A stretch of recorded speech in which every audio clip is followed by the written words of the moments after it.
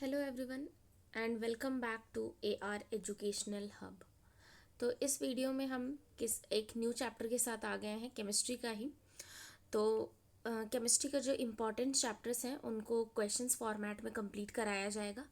और अगर आप इसी तरह और क्वेश्चंस वगैरह करना चाहते हो तो AR एजुकेशनल हब का टेस्ट सीरीज़ है, तो वो आप ज्वाइन कर सकते हो, क्योंकि वहाँ पे भी ऑलमोस्ट सारा अभी तक तो एक राउंड सिलेबस कंप्लीट हो चुका है। और अगर आप फिर से चाहते हो कि आप इस दोबारा सारे ही चैप्टर को कंप्लीट करके एक टेस्ट सीरीज़ दो मॉक पेपर लगाओ, तो आप उसको कर सकते हो, क्योंकि एक मार्च स्टार्टिंग में न्यू फॉर्मेट से न्यू टेस्ट सीरीज स्टार्ट हो जाएगा। उसी टेस्ट सीरीज़ में आपको प्रीवियस टेस्ट सीरीज़ का भी क्वेश्चंस मिल जाएगा। तो आप सेम अमाउंट पे दो टेस्ट एक्सेस कर सकते होगे, तो जो कि क्वेश्चन प्रैक्टिस करने के लिए बहुत सही है, और आपके एग्जाम पॉइंट ऑफ व्यू के लिए बहुत ज़रूरी भी है कि आप क्वेश्चन प्रैक्टिस करो, उसको अच्छे से सॉल्व करो और टाइम मैनेजमेंट कर सको, मोस्ट इम्पॉर्टेंट। तो ये सब आप कर सकते हो। टेलीग्राम आप ज्वाइन कर लो, AR एजुकेशनल हब्स का टेलीग्राम चैनल का लिंक आपको मिल जाएगा डिस्क्रिप्शन से। वहाँ पे आप टेलीग्राम चैनल पे चले जाना। आप टेस्ट सीरीज़ के लिए इंक्वायरी भी कर सकते हो, आपको लेना है नहीं लेना है वो आपका बाद का बात है, बट आप देख सकते हो और आपको अच्छा एक्सपीरियंस मिलेगा टेस्ट सीरीज़ से, और आपको कॉन्फिडेंस भी आएगा एग्ज़ाम देने का। तो अभी शुरू करते हैं कि इसमें जो 50 क्वेश्चन हैं उनको थोड़ा डिस्कस कर लेते हैं। ओके, तो लेट्स स्टार्ट। तो फर्स्ट क्वेश्चन है, which of the following element has the highest ionization energy. तो इनमें से सबसे ज़्यादा आयनाइजेशन एनर्जी किसका है? तो सोडियम, क्लोरीन, हीलियम और ऑक्सीजन। तो आयोनाइजेशन एनर्जी क्या होता है कि एनर्जी जो एक इलेक्ट्रॉन को निकालने के लिए रिक्वायर्ड है उसको हम लोग कहते हैं आयोनाइजेशन एनर्जी। तो एनर्जी रिक्वायर्ड टू मतलब उसके outer most electronic valence shell से एक एलिमेंट को निकालने, सॉरी, इलेक्ट्रॉन को निकालने में जितना एनर्जी गिवन होता है उसको कहते हैं हम लोग आयनाइजेशन एनर्जी। तो आयनाइजेशन एनर्जी सबसे ज़्यादा इसमें से किसका है? ठीक है, तो आप इसका आंसर बताओ। तो इसका आंसर हो जाएगा आपका, इसका आंसर होगा He। He इसलिए होगा क्योंकि ये एक स्टेबल नोबल गैस कॉन्फ़िगरेशन है, और जो नोबल गैसेस होते हैं उनमें सबसे ज़्यादा आई होता है, क्योंकि सबसे ज़्यादा मुश्किल इन्हीं में से इलेक्ट्रॉन को निकालना होगा, क्योंकि ये अपना स्टेबिलिटी लूज़ कर देंगे। तो ये स्टेबल हैं ऑलरेडी, तो ये अपना इलेक्ट्रॉन नहीं देना चाहेंगे, इसीलिए सबसे ज़्यादा आयोनाइजेशन एनर्जी नोबल गैसेस का होता है। तो यहाँ पे हीलियम का हो जाएगा। Okay, second, the atomic radius of an element increases as you move. Atomic radius किस फॉर्मेट में पीरियोडिक टेबल में बढ़ता है या घटता है? तो इसमें क्या होगा? तो जो एटॉमिक रेडियस है वो डाउन द ग्रुप जो होता है वो बढ़ता है, देखो, और जो अक्रॉस द ग्रुप होता है इधर जाते हैं तो एटॉमिक और आयनिक रेडियस घटता है। डाउन द ग्रुप आपका क्या होता है, आप नीचे जाओगे तो ionic radius top to bottom increase होता है। ठीक है, और आपका cross the period as down group ये तो होगा नहीं, सेम तो रहता नहीं है, तो इसका आंसर हो जाएगा A. Third, which of the following element has a smallest atomic radius. सबसे कम किसका रेडियस होगा? तो सबसे कम रेडियस होगा आपका नियॉन का, क्योंकि इधर जाने पे रेडियस घटता है, तो नियॉन का सबसे कम हो जाएगा। Okay, ionization energy, generally ionization energy का क्या ट्रेंड है ग्रुप और पीरियड में, ये बताइए। तो आप इसका आंसर बताइए। तो इसका आंसर हो जाएगा आपका इंक्रीजेस अक्रॉस अ पीरियड।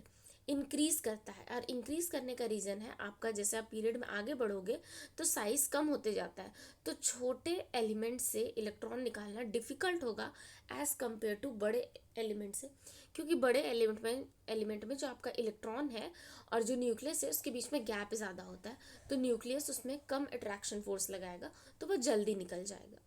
ठीक है, तो इसका आंसर हो जाएगा increases across the period. Okay, the element with atomic number 17। 17 किसका एटॉमिक नंबर है? तो ये तो बहुत इजी क्वेश्चन है।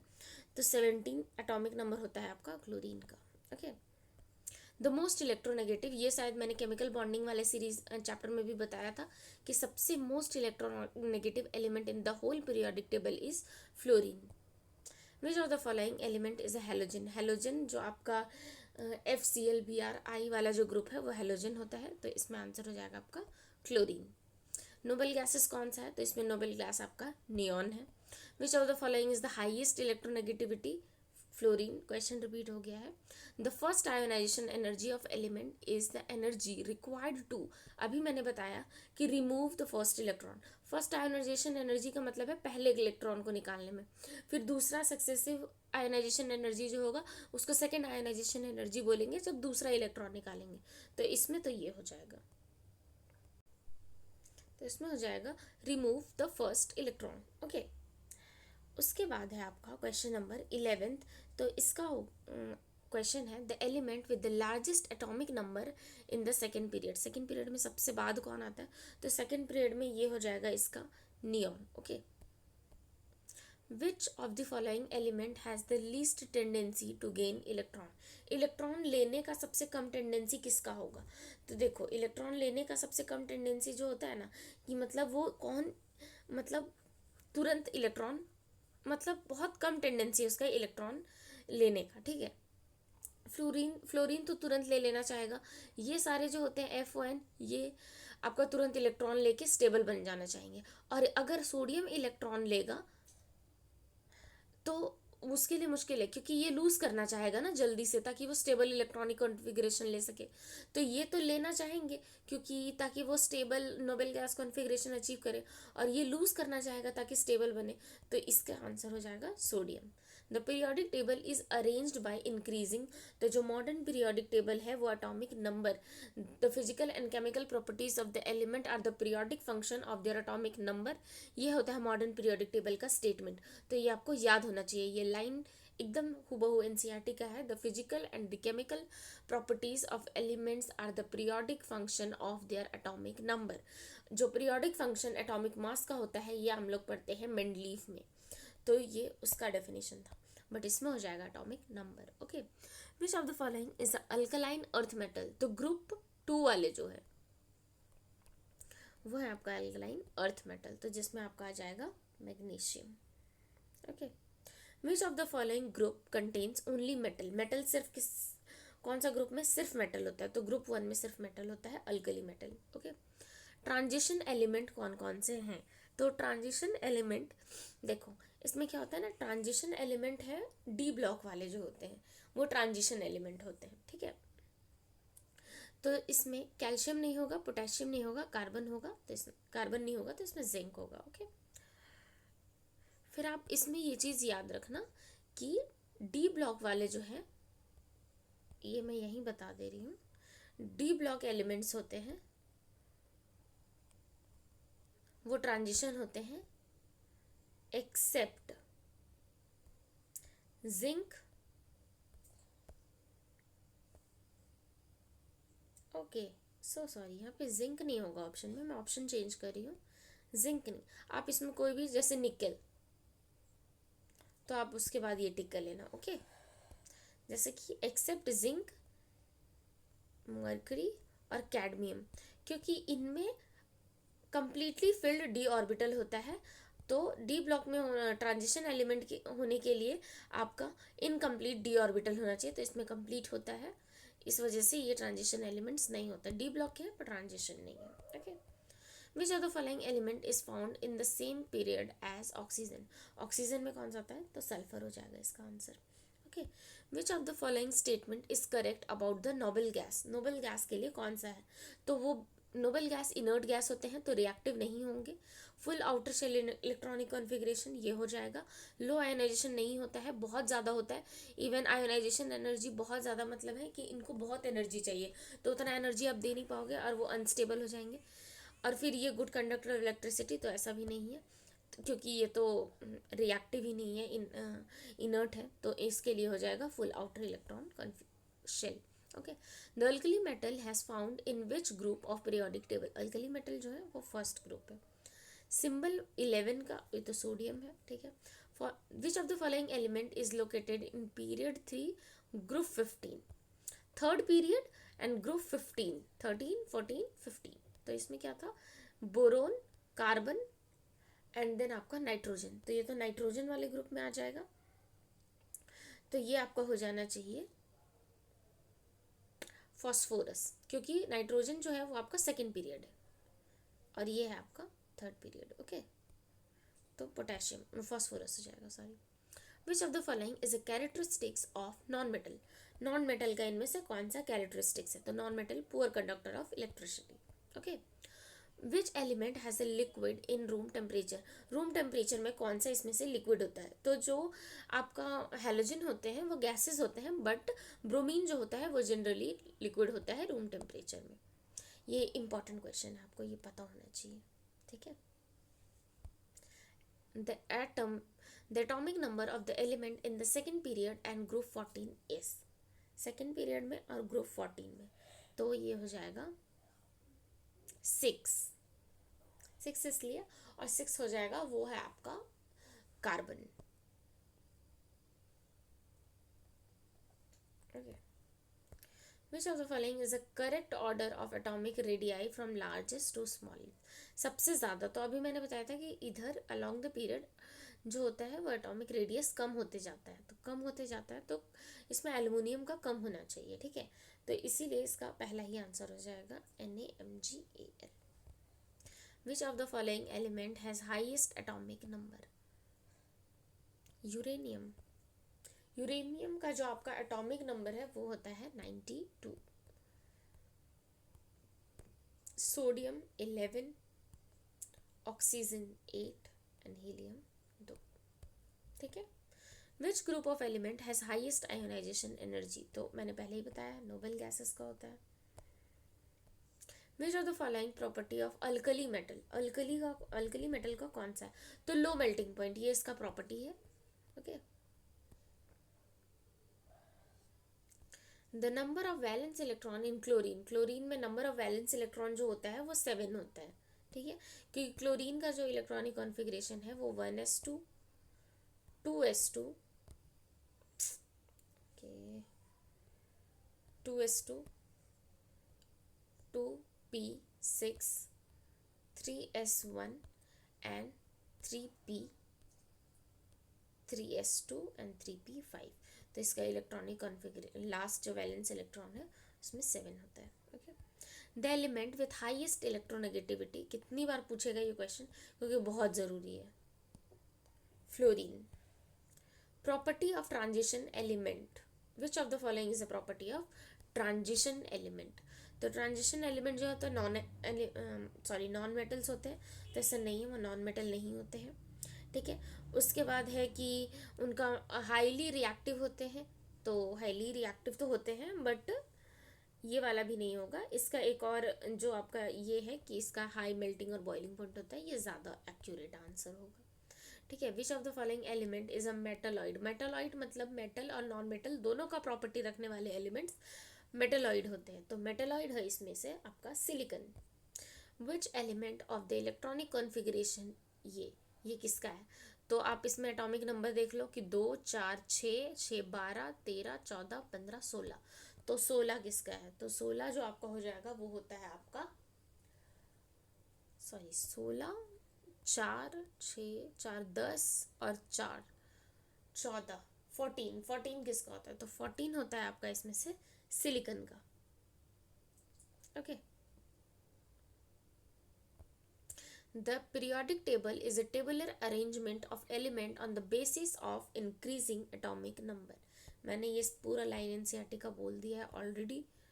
The element that is in the same period as calcium but has lowest ionization energy, calcium वाले पीरियड में ही है बट उससे कम आयनाइजेशन एनर्जी है, तो उससे देखो कैल्शियम, अगर आप कैल्शियम वाले पीरियड की बात करो तो यहाँ पे पोटेशियम कैल्शियम, देन यहाँ पे डी ब्लॉक आ जाएगा आपका, उसके बाद यहाँ से आपका शुरू हो जाता है gallium germanium gallium and so on, तो इसी पीरियड का बात किया है बट इससे पहले लोवेस्ट आयनाइजेशन एनर्जी, तो इधर जाने पे तो घट बढ़ता है आयनाइजेशन एनर्जी, इधर बढ़ता है, तो इधर तो सबका ज़्यादा ही होगा, तो बच गया सिर्फ पोटेशियम, तो इसका आंसर हो जाएगा potassium. Which of the following is not a noble gas, इसमें से नोबल गैस कौन सा नहीं है, तो हेलोजन नहीं है क्योंकि ये हेलोजन है। Which of the following is a smallest has smallest electronegativity, सबसे कम इलेक्ट्रोनेगेटिविटी इसमें से किसका होता है, तो इसमें से सबसे कम इलेक्ट्रोनेगेटिव होगा सोडियम का, क्योंकि इधर बढ़ने से इलेक्ट्रोनेगेटिविटी बढ़ता है, तो इधर सोडियम है तो इधर कम होगा। ठीक है। Which of the following is not a halogen, halogen कौन सा नहीं है, तो आपका आर्गन इसमें हैलोजन नहीं है। Ionisation energy of element generally decreases as we move, कम कम होते जाता है, तो इसमें क्या, इसका आंसर हो जाएगा आपका down the group. Down the group बढ़ने पे आयनाइजेशन एनर्जी कम होते जाता है, क्योंकि साइज बढ़ते जाता है और साइज बढ़ने की वजह से उसमें उसके वैलेंस इलेक्ट्रॉन से, वैलेंस सेल से इलेक्ट्रॉन निकालना इजी होते जाता है, तो आयनाइजेशन एनर्जी मीनवाइल कम होते जाता है। ठीक है।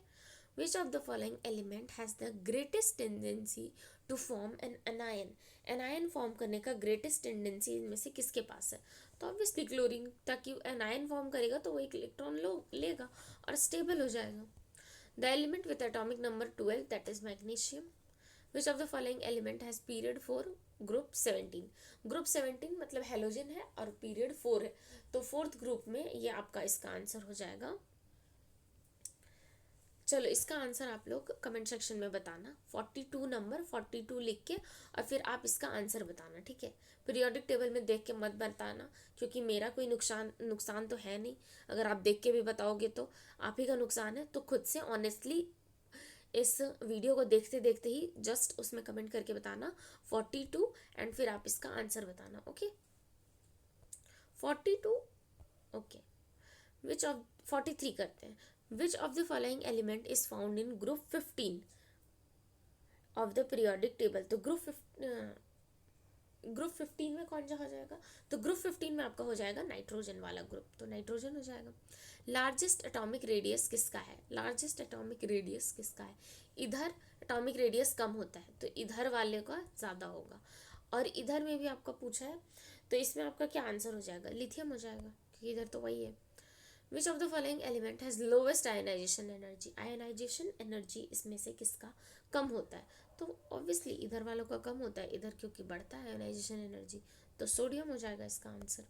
Which of the following element is a poor conductor of heat and electricity, poor conductor of heat and electricity हो जाएगा क्लोरीन का, क्योंकि ये सारे तो कंडक्ट करते हैं इलेक्ट्रिसिटी, क्योंकि ये मेटल है। Which of the following element is poor conductor of electricity, again ये क्वेश्चन आया बट ऑप्शन अलग अलग है, तो इसमें हो जाएगा carbon. Okay which of the following element is most likely to form cation with +2 charge, तो सबसे मोस्ट लाइकली किसका हो जाएगा, कैल्शियम का ही हो जाएगा।